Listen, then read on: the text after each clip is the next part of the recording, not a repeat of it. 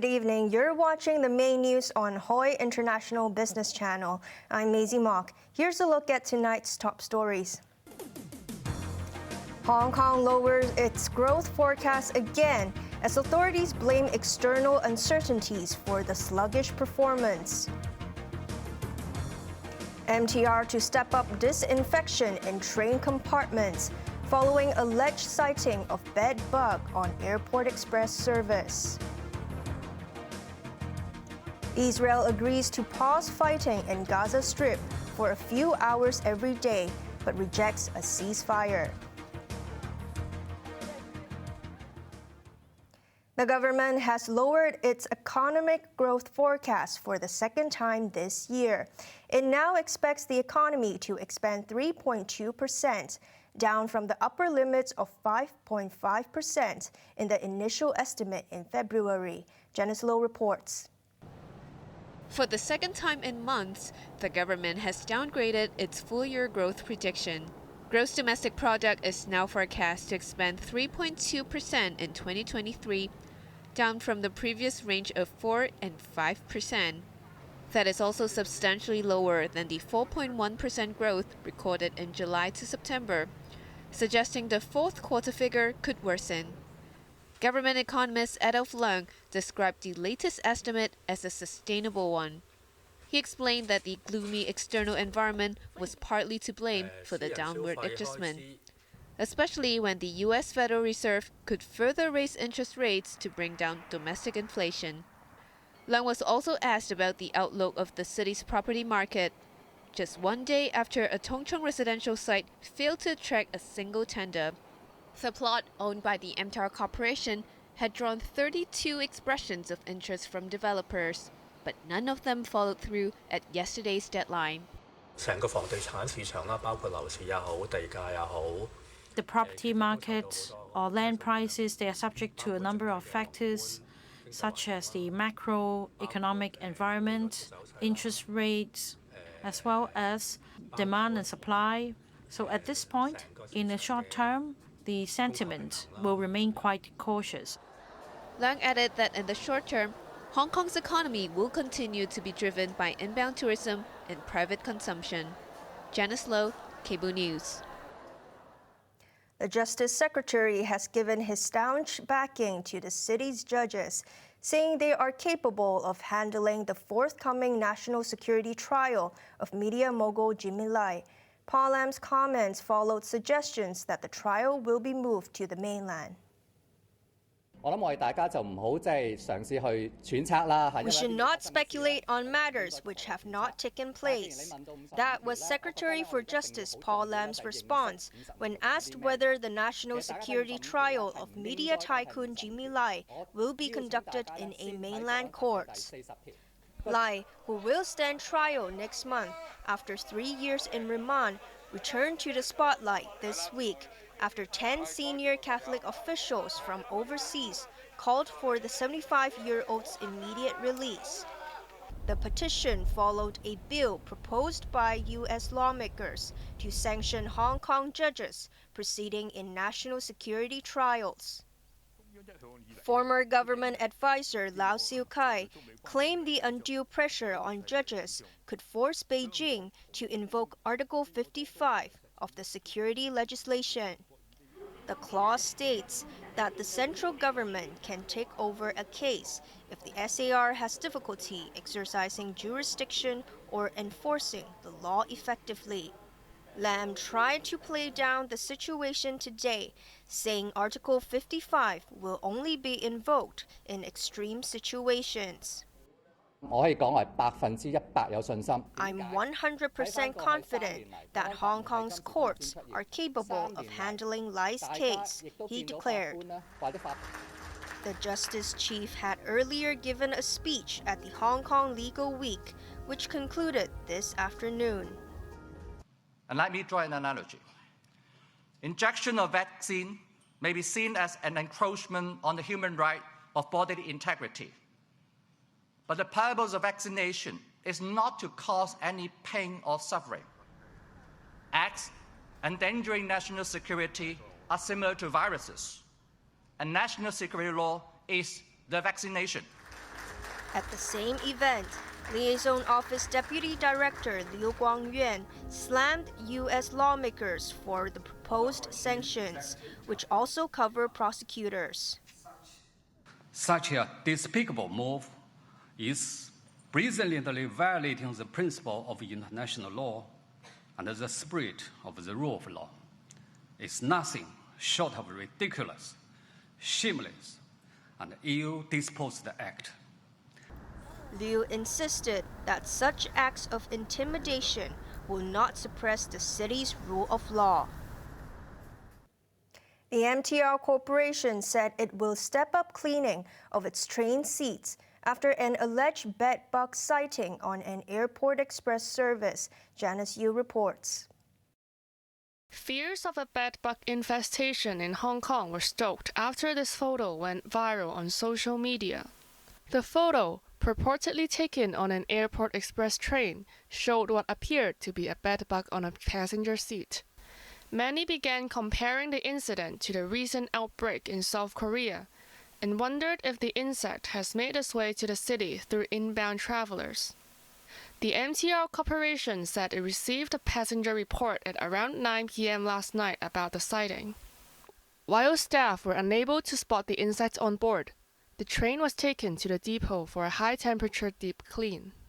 A company spokesman added cleaners will pay special attention to compartments with fabric seats, such as those on the Airport Express, high-speed rail, Disneyland Resort Line, and first-class cabins of the East Rail Line. But a Chinese university social work professor says bedbugs are nothing new in Hong Kong. Speaking on radio, poverty researcher Wang Hong said the pest is regularly found in subdivided units and other inadequate housing. That's because the humid and cramped conditions favor the breeding of bedbugs. He recommended wiping surfaces with high concentration alcohol instead of pest sprays, which would become less effective over time when the bugs develop resistance. On the same program, Tourism Association Executive Director Timothy Choi dismissed the possibility of tourists triggering a bedbug outbreak in Hong Kong. He said hotel rooms are regularly sanitized and bug reports are rare. Janice Yu, Cable News. A batch of Japanese strawberries and seaweed products have been seized by the Center for Food Safety after the items allegedly came from regions covered by an import ban. They included 5 boxes of strawberries from Tochigi Prefecture without radiation or export certificates. Another batch of seaweed was produced in Chiba Prefecture after the ban was put in place. SAR authorities imposed the ban in August after Tokyo began discharging radioactive wastewater from the Fukushima nuclear power plant. The Center for Food Safety said none of the items had entered the market. This is the second violation of the ban this month. Turning overseas, Israel has agreed to pause its military operation in Gaza for up to 4 hours each day so that Palestinians can move to safer areas. But the Prime Minister flatly rejected calls for a ceasefire as the death toll in the enclave approaches 11,000 in just 5 weeks. Raymond Young reports.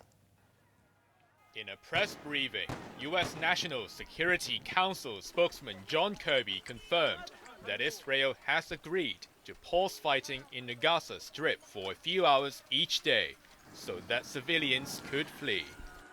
We understand that Israel will begin to implement 4-hour pauses in areas of northern Gaza each day, with an announcement to be made 3 hours beforehand. We still don't believe a ceasefire is appropriate at this time. It does nothing but, Hamas benefits from it. In a rare English interview with Fox News, Israeli Prime Minister Benjamin Netanyahu insisted this was not a ceasefire. No, the fighting continues against the Hamas enemy, the Hamas terrorists, but in specific locations for a given period of a few hours here, a few hours there, we want to facilitate a safe passage of civilians away from the zone of fighting. We don't seek to govern Gaza, we don't seek to occupy it, but we seek to give it and us a better future in the entire Middle East. But a top United Nations representative on Palestinian territories dismissed the move as cynical. So 4 hours ceasefire? Yes, to let people breathe and to remember what is the sound of life without bombing before starting bombing them again. It's very cynical and cruel. For residents in Gaza, a safe haven remains an illusion as they endured another night of heavy bombardment. The latest round of air raids hit more residential blocks and even Al-Shifa Hospital, the enclave's largest medical complex. Raymond Yang, Cable News.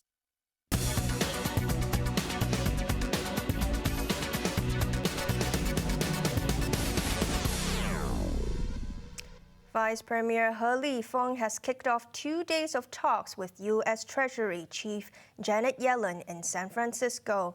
The exchange is seen as a prelude to the much-anticipated meeting between President Xi Jinping and his U.S. counterpart Joe Biden next week. Sachin Katvi reports.